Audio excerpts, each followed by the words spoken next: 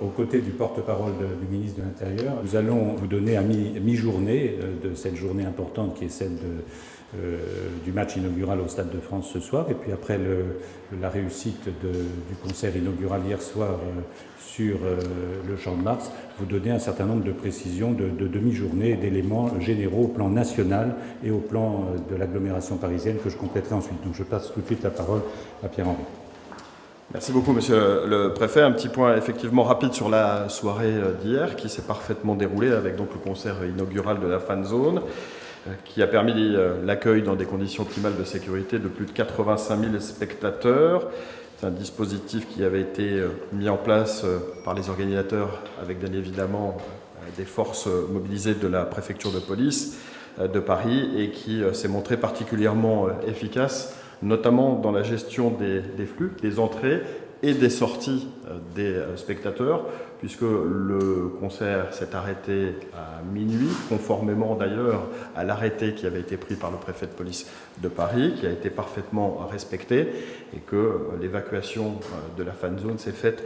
très rapidement. Il n'y a pas eu d'incident à signaler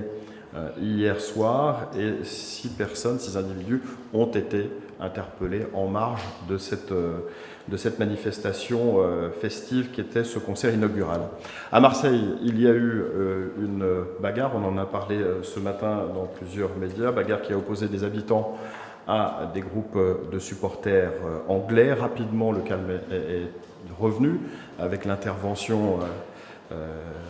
des forces de police qui ont permis d'éviter que la situation ne dégénère. 2 individus, un Français et un Anglais, ont été interpellés.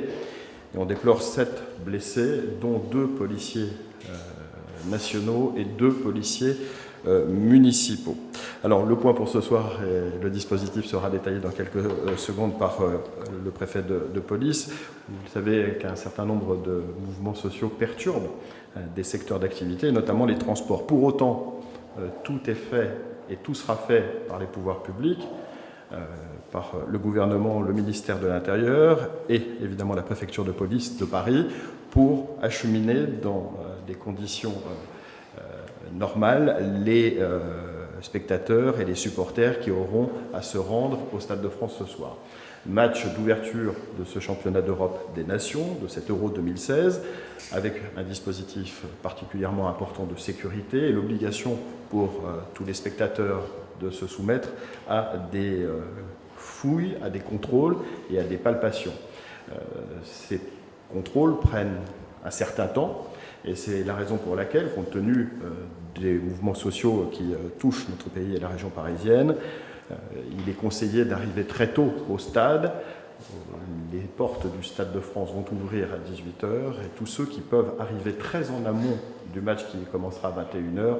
doivent le faire afin, évidemment, de faire en sorte que l'entrée dans le Stade de France soit le plus fluide. Donc nous recommandons et nous martelons ce message, évidemment, de prendre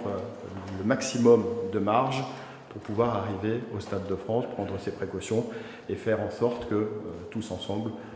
on passe une excellente soirée d'ouverture de ce championnat d'Europe. Le dispositif est important et le préfet de police va le détailler, le dispositif qui va permettre d'être acheminé au Stade de France. Michel. Merci. Donc, vous le savez, nous avons beaucoup travaillé ces dernières semaines, d'abord pour garantir une sécurité optimale dans toutes les conditions d'entrée à l'intérieur du stade. Cela a été fait avec une modification sur beaucoup de points du dispositif qui avait été initialement envisagé et qui a conduit notamment à renforcer, d'abord à revoir le dispositif de préfiltrage qui est mis en place, à renforcer le nombre des lignes de contrôle et des lignes de palpation, et de reporter par ailleurs un contrôle des billets en finale sur chacune des 18 entrées du stade. Donc un dispositif qui est parfaitement sûr et qui garantira également une fluidité d'entrée des personnes qui arriveront au premier niveau, qui est celui du préfiltrage, en principe dans un délai de 2 heures et en tout cas sans difficulté majeure pendant le délai de 3 heures. Le sujet qui est lié à celui-là est évidemment celui que vient d'aborder M. Brandet, qui est celui de la capacité d'arrivée des spectateurs. La capacité, vous le savez, du stade, la capacité d'accueil du stade est de 80 000 spectateurs. Sur ces 80 000 spectateurs, il y en a, le directeur du Transilien de la SNCF était là hier soir pour le rappeler, il y aura sur les 2 lignes RER qui accèdent à Saint-Denis, aux 2 gares de Saint-Denis, le RER B et le RER D, il y aura un trafic qui sera d'au moins 50% et sans doute davantage proche de 60% du trafic habituel et qui permettra d'acheminer de l'ordre de 40 à 50 000 spectateurs s'ils choisissent ces 2 modes de transport. Par ailleurs, il y a les réseaux RATP avec 2 lignes qui permettent de rejoindre le Stade de France. La première, qui est une ligne à laquelle les Parisiens notamment sont bien habitués, qui est la ligne numéro 13, pour laquelle la RATP a garanti une arrivée de rame toutes les 2 minutes, donc une très grande fréquence d'arrivée, une rame toutes les 2 minutes, et a par ailleurs rajouté une quinzaine de trains supplémentaires. Donc la ligne 13 sera renforcée dans sa capacité de transport et elle est, vous le savez, très proche de l'entrée E du Stade de France. Par ailleurs, la ligne 12, qui est un peu plus éloignée, puisqu'elle est située dans la station Front Populaire, qui est la station la plus proche du stade, à 2 km 400 de l'entrée du Stade de France. Sur cette de ligne 12, il y aura d'abord une augmentation de trafic qui a été évoquée hier soir par le directeur des réseaux de la RATP, de l'ordre de 20%. Et par ailleurs, a été mis en place un dispositif de noria de cars à l'arrivée de la station Front Populaire qui peuvent permettre à ceux qui le souhaitent d'aller très rapidement,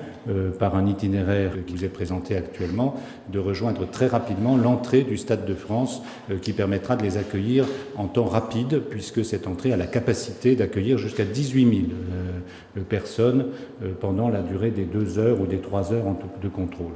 Donc un dispositif de cars d'abord, et pour ceux qui souhaiteraient aller à pied depuis l'arrivée de la ligne 12, la possibilité évidemment avec un dispositif à la fois d'orienteur qui a été mis en place par la RATP qui va positionner une vingtaine de personnes à la station Front Populaire pour guider les spectateurs dans leur cheminement par la rue des Fillettes, la rue du Landy et ensuite le boulevard de Pressensé pour rejoindre l'avenue du Stade de France. Donc à la fois des orienteurs en nombre proposés par la RATP, il y en aura également de la part d'Euro 2016 à l'approche du stade et les forces de police seront très présentes, très visibles pour assurer une totale sécurité évidemment aux personnes qui souhaiteraient aller à pied, ce qui représente environ 25 minutes depuis la station Front Populaire jusqu'au stade. 4 axes d'arrivée par les transports collectifs. Ferré, les 2 stations RER B et RER D, à partir desquelles évidemment tout le dispositif d'accueil et de sécurisation est en place, et puis les 2 lignes de métro qui ont été l'une et l'autre renforcées pour faire face à d'éventuels reports de trafic sur les lignes de la RATP. Enfin, comme vous le savez, il y a environ une dizaine de milliers de spectateurs, peut-être même 15 000, qui arriveront directement par car, qui sont des cars qui ont été affrétés pour des invités dans des conditions habituelles, notamment pour les spectateurs qui viennent de l'étranger. Voilà le dispositif. Donc il est nécessaire que les Parisiens et que tous ceux qui sont dans notre ville en ce moment et qui veulent aller au Stade de France ce soir le connaissent. C'est pour ça que nous faisons à nouveau ce point aujourd'hui, avec donc un message qui est très clair, celui de la capacité de faire face en termes de flux de transport à la possibilité d'arriver dans de bonnes conditions ce soir au match du Stade de France. Cela bien évidemment en prenant toutes les dispositions pour anticiper au maximum, si possible,